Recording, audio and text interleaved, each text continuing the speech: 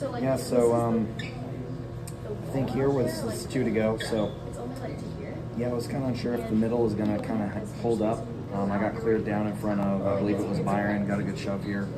Unfortunately, though, it kind of put me bottom of 3 wide, which I didn't want to be with Joey filling the middle there. So I thought that was going to put me in a bad spot because right here, the top does start to keep going and the bottom just kind of stays. You know, you don't want to get too many cars ahead of you because then they can come down in front of you like Eric does here. But what you can't see from this point of view is I'm able to get back clear of Joey, get back in line up at the top. And in this moment, I mean, we're pushing so hard, pushing where we're not supposed to this entire way. Right here, I feel like we're not able to really go where we want to, so I jump back down to the middle. Actually, now it's 2 to go. I thought we were at 2 to go. Now it's 2 to go.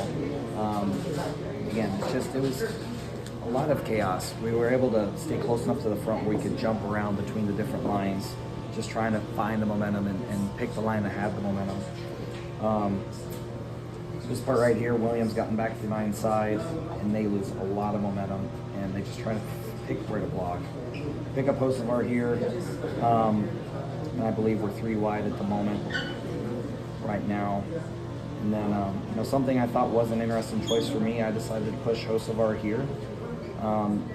Literally this moment, in the duels, I decided to go to his inside, and that's when I kind of got burned in the closing laps of the dual race on Thursday. So I decided to give him a big push here. I do a little bit of momentum. Here comes McDowell back towards the bottom. This is where things kind of go awry for Hocevar and Eric Jones. They spin across the nose.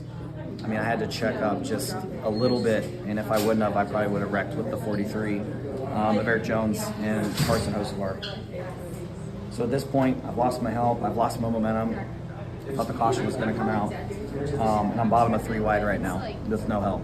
The race stays green, and we get to the back stretch here, and I'm like, who's my help? The 22 is going to push the top lane. That's where my teammate Riley Herbst comes in, closes up to the back bumper, gives me a shot right here, gets me clear up in front of the 22 again. And then right here in this moment, I'm thinking, it's kind of over. We're going to come home third. I haven't looked at the data yet, but what I was told is it makes sense. It looks like the 38 checks up in some manner or fashion, trying to get me to push him past the 9, but instead I just take that run for myself and go to his outside. And then here, Chase is in a tough spot. I've got a big head of steam. He decides not to block it, thinking that Riley was going to be forced into pushing him back past me. And in a split second, Chase realizes Riley's not going to push him. So then Chase tries to go to the side draft on me. Riley tries to go to the outside.